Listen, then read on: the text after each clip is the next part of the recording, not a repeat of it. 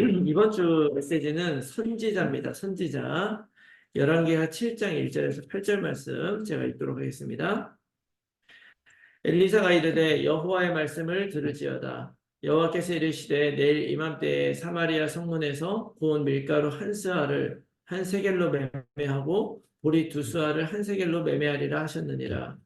그때 왕이 그의 손에 의지하는 자 곧 한 장관이 하나님의 사람에게 대답하여 이르되 여호와께서 하늘에 창을 내신들 어찌 그런 일이 있으리요 하더라.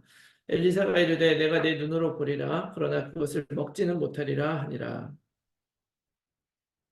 성문 어귀에 나병 환자 네 사람이 있더니 그 친구에게 서로 말하되 우리가 어찌하여 여기 앉아서 죽기를 기다리랴. 만일 우리가 성읍으로 가자고 말한다면 성읍에는 굶주림이 있으니 우리가 거기서 죽을 것이요 만일 우리가 여기서 머무르면 역시 우리가 죽을 것이라. 그런즉 우리가 가서 아람 군대에게 항복하자. 그들이 우리를 살려두면 살 것이요 우리를 죽이면 죽을 것이라 하고 아람 진으로 가려 하여 해질 무렵에 일어나 아람 진영 끝에 이르러서 본즉 그곳에 한 사람도 없으니 이는 주께서 아람 군대로 병거 소리와 말소리와 큰 군대의 소리로 듣게 하셨으므로 아람 사람이 서로 말하기를 이스라엘 왕이 우리를 치려하여 햇사람의 왕들과 애굽 왕들에게 값을 주고 그들을 우리에게 오게 하였다 하고 해질 무렵에 일어나서 도망하되 그 장막과 말과 나귀를 버리고 진영을 그대로 두고 목숨을 위하여 도망하였습니다. 그 나병 환자들이 진영 끝에 이르자 한 장막에 들어가서 먹고 마시고 거기서 은과 금과 의복을 가지고 가서 감추고 다시 와서 다른 장막에 들어가 거기서도 가지고 가서 감추니라. 네, 이번 주 강단 메시지는 선지자입니다. 선지자. 선지자가 뭐죠? 프로펫이죠, 영어로는. 우리 그리스도 선지자가 그리스도죠. 그리스도가 바로 선지자. 우리가 그리스도라는 말을 쓸 때 이게 이제 일반 명사거든요. 일반 명사라는 말은 여러 가지 용도로 쓰이는 거예요. 일반적으로 쓰이는 말. 그래서 원래 그리스도라는 말은 일반적으로 어떤 거에 쓰이냐면 기름 부음 받은 자를 통칭할 때 그리스도라고 쓴다. 그러면 사실은 구약에 많은 사실은 왕이나 제사장이나 선지자들이 있었죠. 하나님이 우리들에게 왕, 선지자, 제사장을 계속 보냈던 이유가 뭐겠습니까?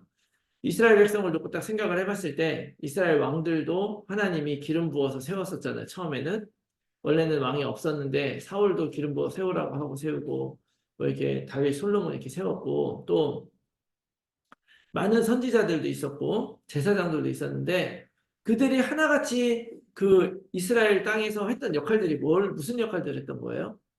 물론 왕으로서의 일도 있었고 다 제사장, 선지자 일도 다 있었지만 궁극적으로 놓고 봤을 때 어떤 차이가 있냐면 결국 이스라엘 백성들을 하나님의 뜻대로 살 수 있도록 인도했던 그런 역할들을 다 했던 거예요. 그런데 실제로 다윗과 같은 그런 왕은 그런 역할들을 충실하게 많이 감당을 했고 뭐 중요한 선지자들 많이 있잖아요. 뭐 엘리야든 엘리사든 이런 선지자들도 보면은 이스라엘의 큰 이제 회개 운동을 또 이끌기도 하고 사무엘 같은 경우는 굉장히 이제 이스라엘의 큰 회개 운동 이런 것들을 굉장히 이끌어서 이렇게 했는데 그러나 결과적으로는 실패했죠. 결과적으로는 인간 그 선지자는 결국 인간으로서 생명이 끝나면서 끝나는 거예요. 그렇기 때문에 우리들에게는 정말 참 그 그리스도, 그 예수님이 오실 수밖에 없었던 거죠. 하나님의 아들, 그분이 그냥 그리스도가 아니라 참 그리스도, 참 제사장, 참 선지자, 참 왕이 돼서 우리에게 영원히 살아계시는 그런 그리스도인 걸 믿으시기 바랍니다. 그래서 우리가 그 그리스도를 붙잡고 이 땅에 살아간다는 말은 어떤 의미인 거예요? 어떤 환경과 문제가 있어도 우리가 속지 않는 거죠. 그리스도가 예수님이 이 땅에 오셔서 그리스도로서 하신 역할이 뭐냐? 과거에 그 왕 제사장 선지자들 했던 그 역할과 마찬가지로 결국에는 무슨 역할을 하는 거냐면요. 우리로 하여금 하나님의 백성으로 하나님의 자녀로 살 수 있게 한 거예요. 그렇다면 핵심은 그거죠. 우리가 살아가면서 어떤 문제와 환경이 있어도 하나님의 백성으로 하나님의 자녀로 약속 붙잡고 살 수 있느냐. 요거를 위해서 선지자 제사장들은 사역을 한 거예요. 오늘 우리가 읽은 열왕기하 7장의 말씀은 열왕기하 6장으로부터 이어지는 그런 말씀인데요. 열왕기하 6장부터 이제 여기 어떤 일이 있었냐면은 이제 아람이라고 하는 그 나라는 시리아 왕이잖아요. 시리아예요. 시리아인데 이스라엘보다 큰 나라였는데 여러분 아시다시피 이제 5장에 있는 나아만 장군 얘기가 나오죠. 그러니까 그 나아만 장군 있을 때는 그 왕이 나아만 장군한테 이제 금 이런 거 갖다 주면서 이스라엘 왕이 편지까지 써서 낫게 해줬단 말이에요. 그리고 이제 나와서 갔잖아요. 그래서 그때는 이제 뭐 이스라엘에 대해 좋게 생각을 했을지 몰라요. 그런데 이제 그 고대 나라라고 하는 것이 뭐 그렇게 한 번 그렇게 했다고 해서 이제 영원히 끝나는 그런 부분들은 아니잖아요. 그러다 보니까 이제 이 왕이 또 공격을 해야 되겠다고 이스라엘에 쳐들어옵니다. 근데 쳐들어오는데 옛날에는 뭐 큰 전쟁을 해서 다 싸워 이겨서 뺏는 게 아니라 거기 그 나라를 뭐 정복해가지고 다 내가 갖는 게 목적이 아니에요. 사실은 이제 먹고 사는 거에 문제거든요. 지금처럼 생산성이 높지 않으니까. 그래가지고 항복시키고 너희도 우리에게 조공 바쳐라 이런 내용이거든요. 그러니까 실제로 왕을 치면 돼요. 왕만 꿀리면 되거든요. 그러니까 이제 어떤 식으로 공격을 하냐면 이제 이스라엘 왕이나 이스라엘 군사들이 이렇게 지나갈 만한 길목에다가 이제 매복을 시키려고 그랬어요. 그러니까 자기네 군사들이 숨어 있다가 가면 왕을 사로잡아 버리자. 이제 이런 작전을 세웠는데 이걸 세울 때마다 하나님이 엘리사에게 이걸 알려준 거예요. 그래가지고 왕한테 가서 이쪽 지역으로 가지 마세요. 그러면 이제 거기에 이제 위험합니다. 그래서 안 가고 거기 이제 다른 병사들을 몰래 뒤로 보냈더니 이제 시리아 군대가 있었던 거예요. 그래가지고 이게 물리치기를 한두 번은 그렇게 물리친 게 아니라 여러 번 그렇게 한 거예요. 그러다 보니까 이 아람 왕이 아니 도대체 우리 중에 이거 첩자가 있는 거 아니냐? 도대체 이런 일이 어떻게 생길 수가 있냐? 그랬더니 이제 이런 소문이 났겠죠. 그러니까 거기 군사들이 거기에 엘리사라고 하는 선지자가 있는데 엘리사가 다 그거 하나님이 엘리사 통해서 다 알려준다고 그러더라. 그랬더니 아 그러면은 엘리사를 먼저 없애버려야 되겠네. 그래가지고 엘리사를 죽이러 군사를 보냅니다. 그때 엘리사가 있던 데가 도단성이에요. 우리 도단성 운동 많이 얘기하잖아요. 그 도단성에 이제 딱 가서 자리를 잡고 있었는데 밤에 이제 그 군사를 보내서 엘리사를 죽이려고 이제 딱 둘러싸고 있었어요. 둘러싸고 있었는데 새벽에 이제 그 종 게하시가 있었는데 그 게하시가 밖에 딱 나가 보니까 아람 군대가 쳐들어오고 있는 거예요. 그래서 이제 깜짝 놀라가지고 선생님 큰일 났습니다. 그랬더니 이제 그때 엘리사가 얘기를 하죠. 하나님 눈을 열어서 이 종이 저걸 보게 해주시옵소서. 그러면서 우리 함께 한 자가 저 군사가 훨씬 많다. 그러고 나서 가서 이제 기도하고 딱 가서 보니까 그 아람 군대 뒤로 불말과 불명거가 둘러싸고 있는 걸 보게 되는 거예요. 그러고 나서 이제 엘리사가 하나님 앞에 기도한 거죠. 하나님 저 아람 군대 눈을 가려주세요. 그러고서 이제 군대 앞에 딱 나갑니다. 엘리사가. 근데 이게 이제 눈을 가려달라는 것이 눈이 안 보이게 하자는 얘기가 아니고 그 당시에 뭐 전화기가 있어요. 핸드폰이 있어요. 사진기가 있어요. 엘리사를 잡으러 왔는데 엘리사가 누군지 모르는 거예요. 그러면 엘리사를 모르니까 어떻게 물어봐야 되잖아요. 근데 엘리사가 내가 엘리사라고 얘기할 리가 없고 엘리사를 보고도 엘리사인지 모르고 엘리사 어딨냐 이렇게 물어본 거죠. 그러니까 엘리사가 나가서 그 엘리사를 잡으려면 이쪽으로 가야 된다. 따라와라고 군대를 데리고서 어디로 들어가냐면 사마리아 성으로 들어가요. 사마리아 성이 북이스라엘의 수도고 왕이 거기 있거든요. 그래가지고 그 안에 들어가가지고 하나님 눈을 뜨게 해주세요. 거기 눈을 딱 떴는데 이 적군들이 이미 상대방 적군의 한가운데 가 있는 거죠. 그래가 완전 쫄아버린 거예요. 그런 상황에서 이제 그 이스라엘 왕이 엘리사에게 이 사람들 어떡합니까? 죽여버립니까? 그랬더니 아니 전쟁을 하다가 사로잡은 군인이라도 죽이지 않고 포로로 다 먹여 살려고 해야 되는데 왜 죽이냐? 먹을 거하고 물을 좀 줘서 보내라. 그래서 이제 먹을 거 보냈죠. 그래가지고 이제 이 사람 돌아갔어요. 그래가지고 그 이후에 이 아람 군대가 쳐들어오질 않았습니다. 그러다가 이제 그 왕이 바뀌어요. 베나닷이라고 하는 다른 왕이 일어나가지고 안 되겠다. 다시 쳐들어가자.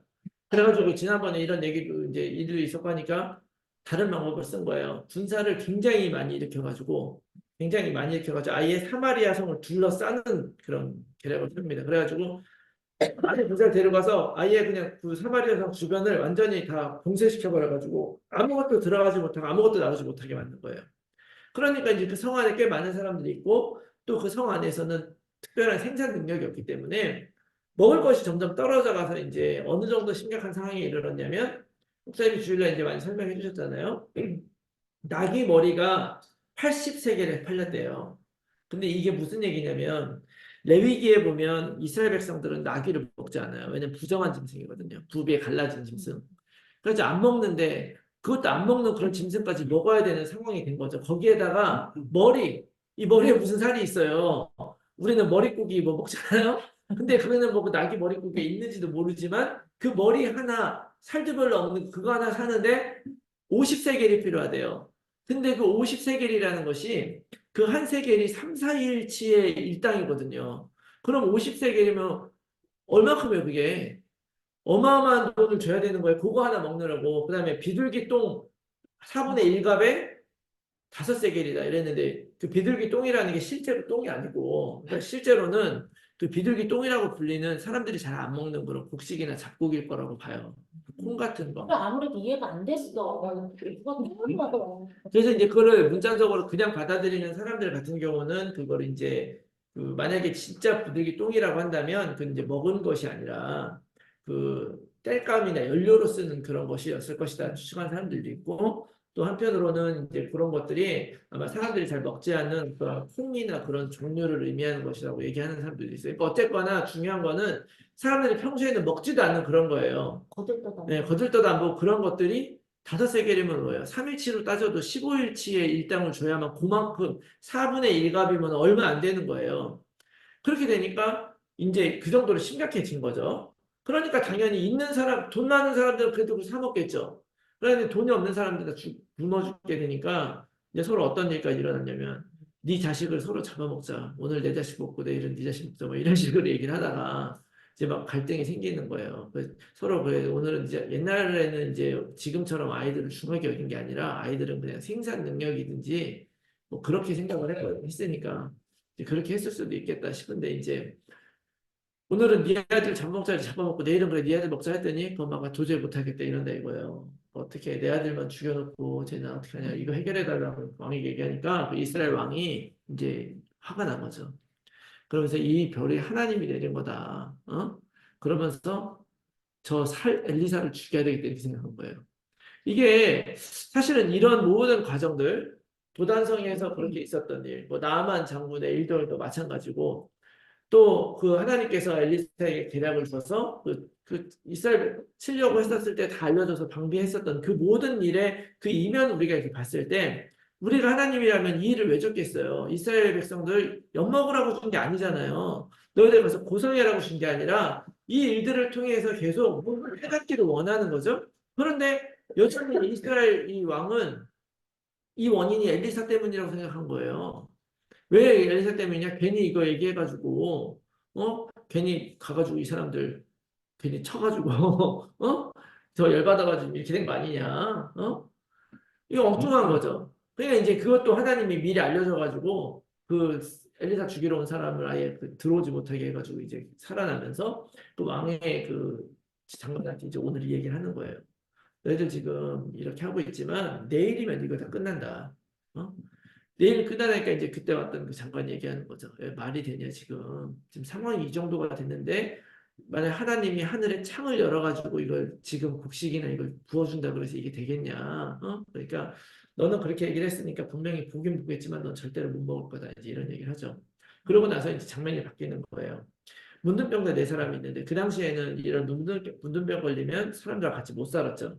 그래서 이제 그 성곽이나 이런 데 구석진들 이렇게 사는데 이 사람들은 당연히 이제 먹을 것이 없죠. 구걸해서 먹거나 아니면 사람들이 이렇게 이스라엘 사람들은 그 구제하잖아요. 구제해서 이제 이런 거 주고 이랬는데 줄 것이 없으니까 못 먹게 되니까 야 우리 여기다가 죽겠다. 그럼 그래 우리 성 안에 사람들 사는 데 가서 먹을 거 구해보러 들어갈까 하다 보니까 들어가 봐야 거기도 아무것도 없어. 어차피 죽어. 여기서 죽으나 들어가도 죽어. 이럴 바에 차라리 알아본데 우리가 항복하자. 가서 그 사람들 죽이면 어차피 똑같이 죽는 거고 살려주면 프로니까 먹여줄 거 아니냐. 말하자면 먹을 거 없어가지고 감옥 가는 거랑 똑같은 거죠. 감옥에 가면 밥은 주잖아요. 그래가지고 이제 갔어요. 갔는데 엘리사가 다음날 그렇게 된다 그랬잖아요. 그랬는데 그날 저녁에 해질 무렵에 그렇게 항복하러 갔죠. 항복하러 갔더니만 하나님이 이미 어떤 일을 하고 있었냐면 그 아람 군대에 이상한 소리가 들린 거예요. 실제로 막 어마어마한 군대가 쳐들어오는 소리를 막 들은 거예요. 실제로 들었는지 소문이 들었는지 모르겠지만 해쪽 속하고 애굽 쪽 속을 용병을 사가지고 이스라엘 왕이 지금 우리 공격한다. 이런 소문이 도는 거죠. 왜냐하면 그 당시에 애굽이 제일 큰 나라고 제일 센 나라고 또 해쪽 속은 굉장히 싸움을 잘하는 족속이었거든요. 그러다 보니까 이 사람들이 여기 그대로 있다가 우리 죽겠다. 앞뒤로 이렇게 되는 거 아니니까 안 되겠다. 일단 살자고 도망간 거야. 다 놓고 확 도망간 거죠. 부랴부랴 도망간 거예요. 그러다 보니까 없는데 이 문둥병자들 항복하러 딱 갔더니 거기에 아무도 없는 거야, 사람이. 그래가지고 갔더니 먹을 거 막 갖다 먹고 또 그 문이 있는 거야. 그래서 이거 어차피 가지고 있으면 안 되니까 몰래 숨겨놓고 해가지고 이제 이 사람들 막 먹고서 여기 갖다 막한 거예요. 그러다가 나중에 이제 우리가 오늘 읽은 데까지 나타나지 않는데 그 뒤에 보면 이렇게 하다가 아이, 우리만 이렇게 아니라 이거 얘기해야 되겠다. 그 다음날 얘기를 합니다. 그래가지고 이제 이 얘기를 듣고 이제 이스라엘 백성들이 나와가지고 그걸 보고서 그럼 이제 막 다 거두어 막 들이죠. 근데 이거 듣고서 사람들이 그거 가지러 막 오다가 밟혀 죽여요, 이 장관은. 이제 그렇게 그런 일이 일어나는 거거든요. 이제 이게 이제 사건의 전말인 거예요. 실제로 하나님이 말씀하신 대로 이루어졌죠. 실제로. 중요한 것은 어제 이제 강단 말씀 이제 목사님 그렇게 말씀하셨지만 핵심은 뭐냐면 하나님은 약속대로 일하시고 말씀대로 이루시잖아요. 이런 모든 상황과 문제는 우리 가운데 일어날 수 있지만 여기서 진짜 중요한 메시지 중에 하나는 그거라고 봐요. 우리의 눈이나 우리의 상황으로 판단했을 때는 하나님의 약속과 다른 것 같은 그런 상황이 일어날 수도 있어요. 그러나 그 이면에는 하나님은 다 이유가 있어서 우리에게 문제나 어려움을 주시는 것이고 그런 과정에서도 분명히 하나님은 일하고 계시다는 거. 이거 딱 붙잡아야 된다는 거예요. 근데 중요한 거는 그렇게 하나님은 일하고 계신데 문제는 우리가 알지 못하는 거죠. 우리가 알지 못하니까 우리가 왜 그리스도를 누린다는 말이 결국 뭐겠습니까? 그리스도를 누린다는 말은 뭐냐면 그리스도를 사용해야죠. 그리스도를 어떻게 사용하는 거예요? 그리스도를 내가 믿고 고백하기 때문에 하나님 자녀 되는 거예요. 하나님이 내 아버지고 나의 주인인 것을 내가 실제로 누리는 거예요. 그러면 믿어야죠. 뭘 믿습니까? 하나님의 약속, 말씀을 믿는 거예요. 그래서 그 말씀을 받은 그 사람이 이 시대에 진짜 중요한 것이다. 이 엘리사가 그 말씀이 있는 그 사람이었고, 이 엘리사가 결국 했던 일은 뭐냐면 그 말씀을 전달한 거예요. 왜냐하면 사람들은 그걸 못 보니까. 그래서 이런 선지자가 전달하는 이런 메시지를 통해서 사람들은 실제로 하나님이 하신 일을 볼 수가 있게 되는 거죠. 핵심은 뭐냐? 우리가 어떻게 그런 사람이 될 수 있느냐 하는 거죠. 우리가 이 말씀 받은 사람으로 어떻게 살 수 있느냐. 저는 중요한 거는 이런 게 있다고 봐요. 말씀을 우리가 받는 사람이 되어야 되는데 결국 그리스도를 누린다는 것은 내가 그리스도를 누리기 때문에 하나님의 말씀을 내가 듣는다는 거잖아요. 그 말씀을 내가 내 마음속에 담는다는 것이고 예를 들어서 나랑 아무런 상관이 없는 사람이 무슨 얘기를 하면 여러분들이 그 말을 들을 이유가 있습니까? 없죠. 우리 김호견 집사님이 뭐라고 얘기를 하면 이윤정 집사님이 듣는 이유가 뭐예요? 엄마니까. 그렇죠. 관계예요, 관계. 관계가 없으면 아무 상관이 없죠. 근데 그리스도 통해서 우리는 어떤 관계가 생긴 거예요? 하나님을 떠났던 우리, 영적으로 죽어서 사단 자식이었던 우리들이 그 그리스도 통해서 하나님의 자녀로 되고 하나님과의 관계가 우리가 생겼다는 것을 기억하셔야 돼요.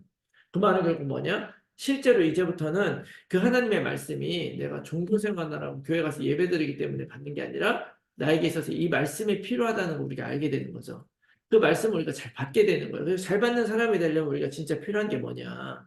그 말씀을 잘 받아야 이 상황 속에서도 잘못된 판단하지 않을 거 아니에요. 그리고 첫 번째 중요한 것은 뭐냐. 준비다.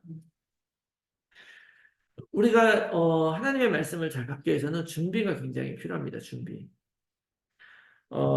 이 말씀을 받는 것은 언제 우리에게 오느냐? 우리들이 가지고 있는 영적 시스템 통해서 들어오는 거죠. 영적 시스템 뭐가 있어요? 예배. 또 우리 이렇게 같이 이게 수요 예배, 다락방 이런 것들이 말씀이 우리에게 들어오는 시스템인 거예요. 뿐만 아니라 뭐 포럼을 한다든지 어떤 사람과의 만남이든지 뭐 이런 것들이 그런 말씀이 들어올 수 있는 그 시스템이고 그런 건데 우리가 이 말씀을 듣는다 그래서 이것이 그냥 내 안에 들어오지 않는다는 걸 우리가 깨달아야 돼요. 진짜 준비하는 게 되게 중요하다. 준비하는 게. 저도 이제 제가 이제 찬송인도를 오랫동안 했잖아요. 그러니까 저는 찬송인도를 이제 하기 때문에 제가 이제 교회에서 제일 먼저 가거든요. 아침에 왜냐면 일찍 가서 물론 밴드도 맞춰봐야 되는 부분들도 있어요. 맞춰야 되기도 하지만 그것 때문만은 아니에요. 왜냐면은 밴드 연습하면서 이제 내가 어떤 찬양을 할지에 대해서 이제 시뮬레이션도 하고 머릿속으로 저는 이제 굉장히 세세하게 다 정해서 하는 편이에요. 왜냐하면 그래야 찬양팀도 어떻게 할까 이거 더 하나 이 고민 안 하고 어떻게 찬양할지 알기 때문에 찬양을 기피할 수 있거든요. 그렇게 하고 이제 내가 먼저 준비하고 이렇게 찬양을 하게 되면 찬양을 하기에 찬양하는 게 아니라 준비된 찬양을 내가 들을 수 있죠. 그러면 이제 굉장히 저도 은혜가 되고 저한테도 좋은데 제가 지금 우리 교회에서 한 10년 넘게 찬양을 하면서 진짜 늦어가지고 진짜 바로 직전에 간 적이 있었어요. 한 번인가? 금요일 예배 때 8시 반에 시작하는데 8시 29분에 도착한 적이 있었어요.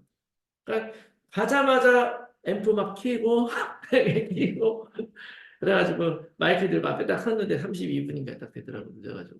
그러니까 뭐 기도도 못하고 그냥 바로 섰는데 했죠. 왜냐면은 뭐 찬송도 미리 정해놨고 다 준비는 해놨으니까.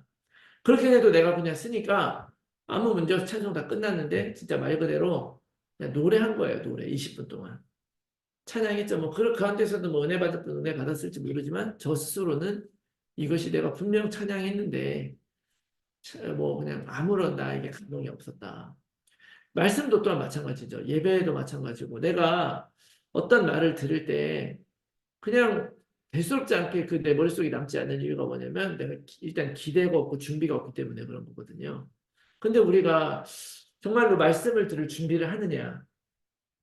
어떻게 보면 준비가 안 돼 있으면 우리는 전부 다 항상 말씀 때문에 이 상황을 보는 게 아니라 이 상황으로 말씀을 정지하게 됩니다.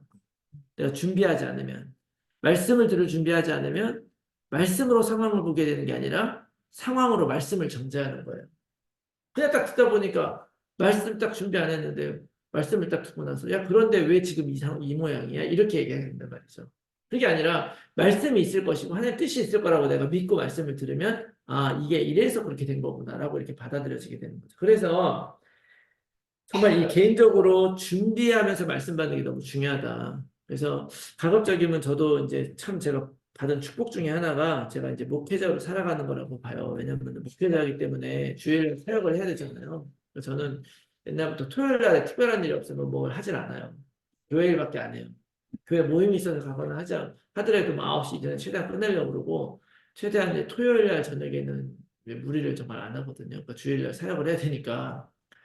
그게 딴 사람도 그렇게 해야 된다는 얘기가 아니고 그게 저한테는 굉장히 큰 베네핏이었다. 왜냐면은 주일날 제가 집중할 수 있잖아요, 예배에. 그리고 목회자가 그렇게 안 하면 안 되죠. 근데 이거를 우리가 그렇게 해야 돼서 하는 게 아니라 내가 만약에 진짜 중요하다고 여긴다면 예를 들어 내가 내일 아침에 하와이에 가는 비행기를 새벽 6시에 타야 된다 그러면 어느 누가 새벽 3시까지 술 마시며 놀 수가 있겠어요. 응? 왜 이렇게 말씀을 하려고 자꾸 쳐다보고 그러세요? 내가 말 잘못한 것 같잖아. 아니에요. 제가 항상 눈을 말하는 말을 오늘 목사님의 입을 통해서 하나님이 주시는 거예요. 아직 뭐 몰라서 안 하는 게 아니라 이제 그래서 중요한 거는 이런 말씀의 준비를 하고 우리가 말씀을 받을 때 진짜 받는 거지. 가만히 있으면서 받는 거는 잘 받지 못해. 예를 들어서 누가 그냥 딱 굴러고서 확 던지면 이렇게 받잖아요. 근데 이것 좀 받아봐 그러면 이렇게 하고 받는 거 완전 다른 거거든요. 준비 중요하다. 또 하나 아멘. 중요한 게 집중 되게 중요해요. 집중. 이번에 2024년 우리 원단 메시지 이 강의 집중하라 하나님의 인생 작품 이렇게 나왔는데 사실 사단이 우리에게 진짜 방해하는 게 이 집중을 방해하는 거예요. 집중은 딱 그것만 바라보는 그런 부분들도 있지만 이 집중은 다른 이야기를 하면 오직이라는 단어로도 설명이 될 수 있다고 봅니다. 오직. 왜냐하면 우리가 이제 많이 경험을 하잖아요. 그러니까 메시지 우리 많이 들으니까 메시지 틀어놓고 내가 이제 할 일 해요. 할 일 할 때 그냥 뭐 음악 듣고 다른 거 하는 것보다 메시지 듣는 게 좋죠. 좋긴 좋은데 분명히 들리거든요. 내 일을 하면서도 들려. 그리고 들을 때 뭐 은혜도 받고 그래 이렇게 그러고서 이제 딱 하고 딱 들었는데 그러고 나서 분명히 은혜 듣고 은혜도 받고 했는데 끝나고 나면 뭔 얘기했는지 기억나시던가요? 그 소리가 기억이 안 나요. 그러니까 이게 무슨 얘기냐면 그렇게 하다 보면 어떤 일이 일어나냐면 다른 게 섞입니다. 집중은 다른 게 섞이지 않는 거예요. 오직은 다른 게 섞이지 않는 거죠. 예를 하나 들자면 백종원 짬뽕 만들기 대회가 있다고 쳐보세요. 기준은 백종원이 만든 짬뽕을 누가 제일 잘 만드는가. 그럼 그거를 1등 하려면 어떻게 됩니까? 백종원이 만든 레시피를 보고 거기에 집중하는 거예요. 그러니까 그대로 재서 그렇게 만드는 거예요. 그렇게 만들면 분명 내가 만들었지만 뭐가 만들어진 거예요? 백종원 짬뽕이 만들어진 거죠. 그런데 내가 이걸 만들다가 보니까 뭐 굴소스 넣었는데 내가 보니까 굴소스보다는 새우젓 넣는 게 더 맛있는 것 같아. 새우젓 넣었어. 그런데 하다 보니까 백종원은 이렇게 하라 그랬는데 보니까 어떤 더 요리 진짜 더 유명한 사람이 짬뽕은 원래 이건 이렇게 써야 된다고 해요. 그러니까 자기가 그렇게 써봐서 딱 해서 만들면 짬뽕이 더 맛있겠죠, 분명. 더 맛있지만 백종원 짬뽕 만들기 위해서는 1등을 못한다. 왜요? 그건 백종원 짬뽕이 아닌 거예요. 근데 중요한 건 뭐냐? 지금 이것이 우리들의 인생이라고 한다면 우리들은 내가 제일 맛있다고 느껴지는 인생 사는 게 아니고 다른 사람이 최고의 짬뽕이라고 하는 인생을 사는 게 아니고 하나님이 주신 인생을 사는 거잖아요. 하나님의 짬뽕. 네. 하나님이 만드신 인생을 사는 거를 하나님의 방법대로 살아갈 때 우리가 의미가 있는 거지. 결국 내가 나의 인생 내가 원하는 걸 만들다 보면 하나님의 작품이 이루어지지가 않죠. 맞아요. 말씀에 그래서 진짜 중요한 게 뭐냐면 사무엘이 아니죠. 사무엘상 15장에 보면 뭐 우리가 뭐 이것저것 안 좋은 거 하는 것도 그렇지만 심지어 이런 얘기가 있어요. 이제 사울 왕이 세워졌는데 사울 왕에게 하나님이 그 아말렉 족속을 치게 만들어요. 아말렉 족속이라는 족속은 이스라엘이 광야 40년 지나갈 때도 광야에서 싸움 걸어가지고 싸웠던 족속이고 또 그 가나안 들어가서도 굉장히 이스라엘 백성을 괴롭혔던 그런 민족이에요. 그래가지고 사울 왕에게 그 아말렉을 진멸하라 그래가지고 가가지고 진멸하게 만들거든요. 그리고 싹 다 태워버리고 다 죽여버려야 했는데 사울 왕이 들어가가지고 살찐 양, 살찐 짐승을 안 죽였어요. 그리고 좀 비빌거리는 것들, 시시한 것들 이런 것들만 싹 죽인 거예요.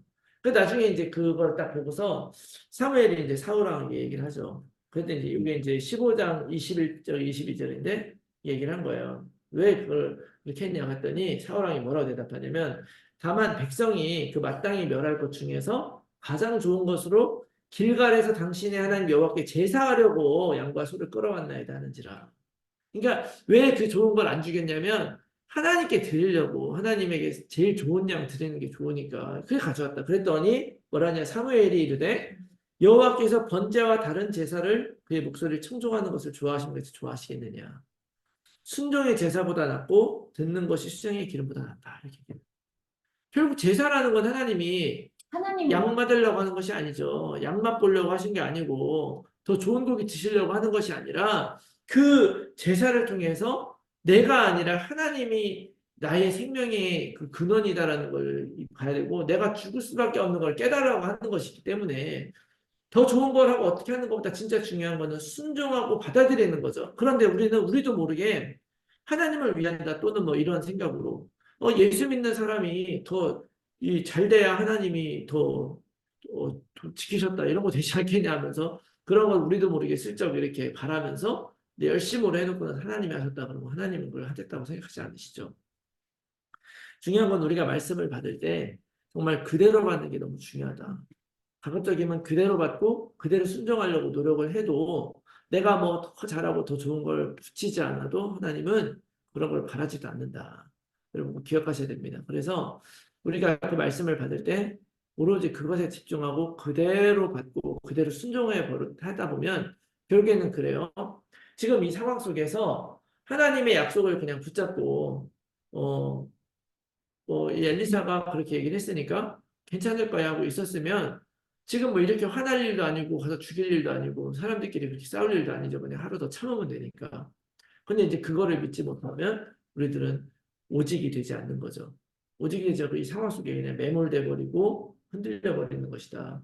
그래서 여러분 우리가 살아가면서 말씀에 집중하는 게 너무 중요하다. 아멘. 또 하나 우리가 말씀 받는 사람들에게 또 필요한 게 있는데 저는 영적인 눈이라고 봐요. 결국 이 엘리사라고 하는 인물이 대표하는 게 뭐예요? 갑절의 영감이잖아요.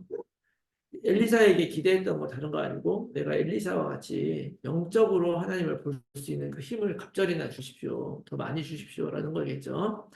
그것을 볼 수 있는 눈이 있는 사람이었기 때문에 엘리사는 도단성 운동을 한 거예요. 우리 말도 도단성 운동을 하잖아요. 다른 게 아니죠. 결국에는 우리들이 봐야 하는 건 뭐냐면 에덴 동산에서부터 뭐를 봐야 되냐면 에덴 동산에서 하나님 우리에게 주신 것을 보는 게 아니라 그걸 주신 하나님을 봐야 되는 거거든요. 그래가지고 이제 그 선악과라는 걸 주신 거예요. 하나님을 바라보라고. 그런데 이거를 놓쳐가지고 우리 영적인 눈이 죽어버렸잖아요. 그 영적인 눈이 죽어버리고 결국에는 시달리고 그럴 때 뭐 미스바 운동은 결국 뭐예요? 내 것 버리고 회개하고 하나님께로 돌아가는 거잖아요. 도단성 운동은 뭡니까? 내 육신의 눈으로 바라보는 거예요. 그 아람 군대가 쳐들어와서 육신의 눈으로 쳐다보니까 난 죽을 수밖에 없어. 그런데 거기에서 눈을 열어달라고 하니까 영적인 눈이 열리는 그 사건이 바로 도단성 운동의 사건인 거예요. 이 영적인 눈이 열려버리면 하나님이 하신 일을 볼 수 있으니까 담대해지죠. 그러니까 엘리사는 담대할 수밖에 없어요. 왕이 죽이려고 해도 쫄지 않고 상대국의 나아만 장군이 와도 안 나가죠. 그 뭐 버릇이 없고 싸가지 없어서 그런 게 아니라 중요한 거는 하나님이 하시는 일을 철저하게 믿었기 때문에 굳이 내가 막 이렇게 좋아려 가면서 그렇게 할 필요가 없다고 생각을 하는 거죠. 오늘 이 상황에서도요, 사실 알고 보면 지금 우리들의 상황이 지금 나귀머리 하나를 지금 반년 동안 일한 그 돈을 내고 사 먹어야 되는 이런 현실이고 지금 이렇게 심각한데 사람이 자기 자식들을 잡아먹는 이런 심각한 상황 속에서 내일이면 끝난단 말이 쉽게 나오겠냐고요. 아무리 하나님의 말했어도 그 쉽게 나오지 않는데 하나님의 말씀을 정말 볼 수 있고 하나님이 하신 일들을 볼 수 있고 하나님이 나에게 주신 것을 내가 볼 수 있다면 그렇게 할 수 있는 거죠. 결국 우리가 진짜 필요한 것은 뭐냐? 영적인 눈을 가지고 영적으로 볼 수 있어야 그 말씀을 받는 거지 육신적인 눈으로 말씀을 받는 것은 그거는 사실은 육신적으로는 증명이 되지도 않을 뿐만 아니라 그냥 어떻게 보면 허세일 수도 있어요. 나 뭐 말씀 받을 거예요. 그러면서 육신적인 눈으로 됐다 이렇게 얘기하는 것들은 사실 바람직하지 않죠. 그래서 우리가 이런 말씀 받는 사람들에게 위해서 이런 세 가지 정말 준비하고 집중하고 영적인 눈을 가지고 있어서 우리 삶에도 지금 이 이스라엘 백성들이 겪고 있는 이런 문제가 생길 수 있습니다. 대적들이 우리의 삶을 망가뜨릴 수도 있고 여러 가지 문제가 갖다 줄 수도 있거든요. 근데 그런 모든 가운데서 하나님이 이런 걸 주시는 이유가 뭐겠어요? 하나님이 그래도 일하고 계심을 너 기억해라. 어? 사실은 뭐 이것 때문에 더 망하고 힘들고 어려운 일이 있을 수 있지만 결국에는 죽는 게 아니거든요. 우리 인생은 어느 순간에 실패하는 게 아니에요. 우리의 인생의 실패와 성공은 언제 결정되느냐? 이 땅의 생명이 끝나는 순간 결정되는 것입니다. 그 전까지는 실패는 실패가 아니라 성공으로 가는 과정인 거예요. 어? 그 뭐 99번 실패한 게 아니라 99번 안 되는 방법을 찾아낸 것이다. 뭐 이런 얘기 하고 있잖아요. 에디슨이. 네? 결국에 마지막 한 번 성공하면 되는 거예요. 그래서 중요한 것은 우리가 이렇게 되기 위해서 우리가 말씀을 갖고 말씀 안에서 영적인 걸 바라보면서 집중을 하고 이렇게 살아갈 수 있다면 삶에 생기는 여러 가지 문제들 때문에 흔들리고 그럴 필요가 없는 거죠. 그래서 이 말씀 붙잡고 우리가 좀 깊이 묵상했으면 하는 그 포인트 첫 번째는 좀 이런 질문을 했으면 좋겠어요. 우리는 어떤 일의 증인이 되어야 되는가? 예수가 그리스도라는 것의 증인이죠. 그런데 예수님이 나에게 어떤 일을 하셨는가라고 생각을 했을 때 이제 우리가 뭐 포럼 같은 거 많이 하잖아요. 포럼은 사실은 형식이죠. 우리가 한 사람을 돌아가면서 자기 얘기를 하는 거예요. 의견을 얘기하는 게 포럼이죠. 근데 우리 간증한다는 얘기 많이 하잖아요. 간증이라는 게 뭐냐? 하나님이 나에게 한 테스티머니, 그죠? 하나님이 나에게 하신 일을 얘기를 하는 거예요. 근데 하나님이 나에게 하신 일을 얘기를 할 때 중요한 거는 내가 하나님 뜻대로 했어야죠. 그냥 내가 뭘 했더니 잘 됐더라. 근데 나는 이게 하나님 해준 거라고 믿는다. 이게 간증입니까? 이건 간증이 아니죠. 내가 그래서 남의 간증을 안 들어야 돼. 그렇게 하시는 게 아니고 본인이 좋은 간증할 준비하셔야죠. 제가 말씀드리는 거예요. 뭐냐면 사실 내가 인간적으로 나 같으면 난 이렇게 안 할 사람인데 어느 날 말씀에 내 안에 들어와서 내가 말씀 붙잡고 이렇게 한번 해봤더니 정말 이렇게 되더라. 말씀 붙잡을 때 이렇게 되죠. 이게 바로 증인인 거예요. 우리가 예수 그리스도의 증인이다. 다른 목사님들 어디 가서 현장에서 한 그거 우리가 많이 메시지 듣고 그러면 너무 은혜 받잖아요. 그 은혜 받은 거 갖고 내가 얘기를 하면 또 역사할 수 있지만 그건 사실 내 간증이 아니죠. 그리고 나도 체험해봐야 되고 그리고 이거를 자꾸 내 간증으로 하지 않고 다른 사람의 간증으로 내가 하다 보면 은혜 받은 걸로 하다 보면 어느 순간 어떤 일이 생기냐면 이 일이 왜 나한테는 안 일어나지 이런 생각이 들 수가 있어요. 그러니까 내 간증, 내 증인되는 게 되게 중요한 거죠. 그러니까 나는 그러면 이 그리스도로 어떤 일에 증인되느냐? 오늘 말씀을 놓고 봤을 때는 여러분들이 정말 불가능을 가능케 하시는 하나님의 증인 됐으면 좋겠다. 지금 이 엘리사가 말한 거 다 거의 불가능한 일들이죠. 그 나아만의 문둥병이 낫는 것도 그게 가능한 일입니까? 사실 가능한 일 아니죠. 지금 아람 군대가 쳐들어왔잖아요. 거기에서 이스라엘 백성이 지금 여기서 이거를 헤쳐나갈 수 있는 일이 가능한 일이냐? 불가능한 일인데, 그러나 말씀 붙잡고 딱 있어버리니까, 이거 하나님이 이렇게 해주셨다 얘기할 수밖에 없는 거죠. 왜냐하면 이스라엘 백성 한 일이 하나도 없어요. 그런데 계속 하나님의 말씀 주시고 그 말씀 받은 선지자 통해서 그냥 그거대로 했더니만 그 이스라엘 왕도 계속 살아나고 이스라엘 이 아람 군대를 결국 쳐들어가는 거죠. 결국에는 이 불가능한 상황을 가능케 하는 그 하나님의 증인이 되기 위해서 우리에게 주어진 게 저는 7여정이라고 생각합니다. 요즘에 777만 얘기하는 그 7여정이 결국 그런 거잖아요. 뭐 여기 성삼위 하나님의 길, 10가지 비밀, 10가지 신앙 발판, 9가지 확신, 9가지 흐름, 총 62가지 삶, 캠프의 인생. 이걸 왜 이거 다 주시냐? 결국에 이게 여기에 뭐 그런 얘기 나오잖아요. 영적 독립. 아무것도 없는 데서 말씀 가지고 혼자 사는 거예요. 그 다음에 뭐 영적 사실, 실제로 기도 누리고 역발상, 무경제 이런 것들이 결국 무슨 얘기냐면 nobody, nothing 이런 내용들이 결국에는 이 세상은 불가능하단 말이에요. 내 눈으로 보기에는. 그리고 내가 여기서 혼자 살아남을 수 있는 그런 일들이 하나도 없는데 그런 가운데서 우리가 이 7여정을 생각하고 이걸 바라봐야 된다는 거죠. 우리가 어디에 뿌리박고 어디에 서 있는가를 내가 알고 되면 이걸 가지고 우리가 안 된다고 하는 불가능한 곳에서 우리는 살아남는 거예요. 하나님의 뜻을 이루는 거고 거기서 무에서 유를 창조하는 전무후무의 역사가 일어나는 것이죠. 그래서 이런 여정을 우리가 걷는 증인으로 살았으면 좋겠다. 여러분 깊이 묵상하시면서 좀 결단하시기 바라고요. 또 하나 좀 깊이 묵상했을 포인트 하나는 목숨 건 신앙. 뭐 이런 얘기하면 이제 순교해야 된다 이런 얘기고 우리 순교를 할 수 있을까? 저도 그런 생각 해본 적이 있어요. 내가 순교할 수 있을까? 쉽지는 않겠지만 그 순교는 해야 되겠지 목사니까 내가 아는 사람들 이런 생각. 근데 이거를 미리 생각해놔야지 그때 되면 하겠어요? 실제로 죽을 일 되면. 근데 이제 이런 얘기하면 무슨 순교까지 얘기하냐 할지 모르지만요. 생각보다 우리들이요 인생에 정말 쓸데없는 거에 굉장히 목숨 걸고 삽니다. 맞아요. 왜냐면 얼마 전에 어떤 뉴스 봤는데 어떤 유튜버가 맨손으로 빌딩 올라가는 걸 찍는 그런 유튜버 그래가지고 유명해지고 돈 많이 벌고 하니까 그거에 목숨 건 거예요. 그러다가 홍콩에서 어떤 빌딩 올라가다가 떨어져 죽었다고 하더라고요. 그런 유튜버애들 많아요. 그러니까 그게 사실은 그 돈 버는 방법을 선택하고 죽을 수도 있을지 모르는데 거기에 목숨 건 거예요. 근데 그게 자기는 한평생 거기다 가치 있게 걸었으니까 괜찮을까요? 근데 그런 거는 너무 그나마 그래도 자기가 나름대로 뭔가를 위해서 했다고 할 수 있는데 어떤 사람은 핸드폰 떨어뜨려 그거 잡다가 물에 빠져 떨어져 죽고 어떤 사람은 음식 뭐 맛있는 거 먹으러 가다가 잘못 못 걸려 죽고 사실을 알고 보면요 우리들이요 진짜 목숨 걸고 하는 일들이 너무 많은데 우리는 과연 하나님을 위해서 어느 정도까지 할 수 있느냐라고 했을 때 목숨 걸어야 되는 건 알지만 실제로 걸 수 있을까에 대해서는 결단하지 않는다는 거예요. 사실 어떻게 보면 오늘 우리가 봤을 때 이 문둥병자들이 어차피 죽을 거니까 가지 않았으면 이게 발견이 있을까요? 정말 이거 너무 웃긴 얘기예요. 만약에 이 문둥병자들이 거기 안 갔어 봐요? 그러면 아랍은 그냥 다 도망갔는데 이스라엘 아무도 백성들은 몰라. 그냥 아무도 모르고 안에서 굶어 죽었을 거예요. 결국에는 기적은 어디서 일어나냐면요. 사실은 내가 죽으면 죽으리라고 들어간 거기에서 일어나는 거예요. 내가 말로 믿고 머리로 믿는다고 기적이 일어나는 것이 아닙니다. 다니엘의 세 친구를 보면 왕에게 절을 안 하면 너희들 풀무불 속에 가서 죽을 거야 이렇게 얘기를 했는데 왕이 이거를 우리를 죽인다 그래도 하나님이 우리를 구원하실 거예요. 내가 믿지만 그리고 그렇게 구원하시지 아니한다 할지라도 그리 아니하실 때 우리 왕에게 절하지 않겠습니다. 이게 그 친구들의 얘기잖아요. 이렇게 믿을 수도 있어요.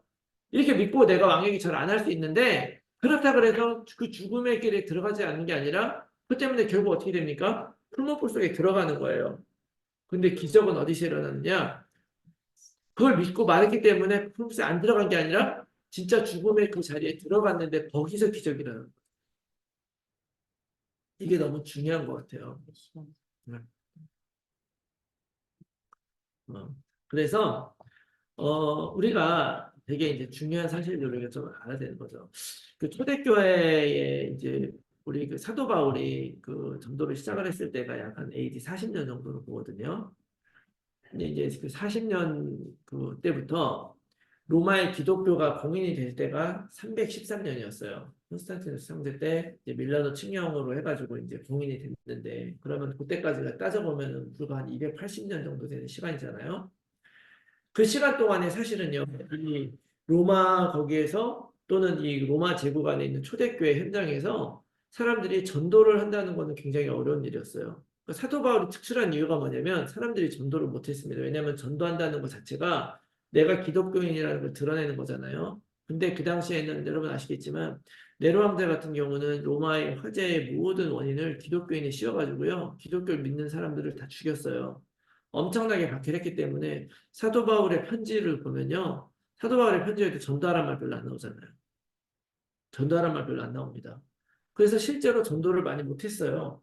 전도 많이 못하고 오히려 뭘 했냐면은 정말 말씀대로 살려고 노력을 했죠. 그 결과가 어떤 일이 일어나냐면 로마가 공인화된 거예요. 기독교가 공인된 거예요. 도대체 전도도 안 했는데 어떻게 이런 일이 일어났느냐? 그 당시에 로마 인구의 한 30% 정도가 기독교인이 됐대요. 공인이 될 당시에. 근데 처음에 시작할 때는 몇 명이나 됐겠어요. 그때 그 불과 280년 동안에 그 기독교 신자 인구가 거의 4만 배 이상 이런 늘어났다고 봐요. 4만 배. 전도를 안 했는데 어떻게 4만 배가 늘어나냐고요. 근데 그때 그 상황을 어떤 그 역사학자가 적어놓은 게 있는데 기독교인들이 그때 진짜 순교당하는 그 순교를 통해서 전도가 됐다는 거예요. 그래서 어떤 그 역사학자가 그 어떤 회심한 노예 소녀가 블렌디나라고 하는 소녀가 있는데 그 소녀가 죽는 장면을 기록해 놓은 게 있어요. 그래서 뭐라고 기록했냐면 육안으로 볼 때는 그들의 여동생 같은 모습이었지만 그들을 위해 못 박힌 예수가 그를 믿으라고 권유하는 것 같았다. 또한 그리스도의 영광을 위해 고난당하는 모든 이는 살아있는 하나님과 영원한 교제를 갖는다고 말하는 것 같았다. 이렇게 기록해놨어요. 그 당시에는 순교자라는 그 단어가요, 증인이라는 의미로 쓰였습니다. 그래서 사람들이 죽는 거를 보면서 저 어떻게 죽음 앞에서도 저런 인생을 지켜가고 오히려 저렇게 살아갈 수 있느냐. 저 기독교가 궁금하다. 그래서 사람들이 기독교 안으로 또 들어오게 됐다는 거. 그래서 이 로마가 결국 이났다. 결국에는 우리들은 사실 어떤 면에서 굉장히 편하게 신앙생활을 하고 있는 거죠. 오늘날에도 사실은 복음이 있으면 살리는 건데 그 복음을 전달하는 우리가 말씀의 전달자로서 어떤 인생을 살아야 되느냐? 요한복음에서도 얘기를 하잖아요. 한 알의 밀알이 땅에 떨어져 죽지 아니하면 한 알 그대로 있고 죽으면 많은 열매를 맺느니라. 결국 우리가 이 땅을 살아가면서 예수 믿어서 나 정말 증인돼. 근데 그 증인 자체가 된다는 것이 결국에는 사실은 내가 죽으면 죽으리라. 나의 모든 인생을 하나님께 드리는 그거를 통해서 이루어진다는 걸 우리가 기억을 해야 됩니다. 그래서 어떻게 보면은 그 에스더 같은 경우도 왕 앞에 나가면 죽을 수도 있는데 죽으면 죽으리라고 나갔을 때 거기서 하나님이 역사하시잖아요. 그럼 우리들도 우리는 뭐 제가 이거 하라고 여러분들 앞으로 뭐 순교하라고 막 협박하는 게 아니고 정말 우리가 무엇을 위해 살고 무엇을 위해 죽을 것인가 하는 그런 문제들에 대해서 우리가 정말 이 정도 해놓지 않으면 그런 결단 해놓지 않으면 지금 이 이스라엘 성에 이 사마리아 성에 닥친 이 위기들 앞에서 실제로 그 나귀머리 하나가 80세겔로 매매되고 그 돈이 없어서 서로 자식을 잡아먹는 그런 상황 속에서 과연 우리가 흔들리지 않을 수 있느냐 라고 했을 때 보장할 수 없는 거죠. 그래서 우리가 어떤 상황 속에서 말씀 받고 전달할 수 있는 사람이 되기 위해서 우리가 다시 한번 이런 걸 깊이 생각하면서 정말 말씀 받는 사람으로 살고 더 나아가서 그 말씀을 받고 그리스도를 받았다는 말은 뭐냐? 그냥 내가 어느 정도 뭐 다락방 위에 다닌다는 차원이 아니라 그 그리스도가 내 인생의 주인이고 하나님이 나의 인생의 주인이라는 걸 믿고 정말 목숨까지 걸 각오로 우리가 살아가는 것이라고 저는 믿습니다. 그렇게 살아가도 하나님이 뜻이 있는 사람이 순교하는 것이고 또 그렇게 하지 않아도 하나님의 뜻 안에서 우리는 다 하나님을 택하게 되어 있는 거거든요. 그래서 여러분들 우리의 인생을 완전하게 하나님께 드리는 여러분들이 다 되시기를 예수 그리스도 이름으로 축원합니다. 아멘.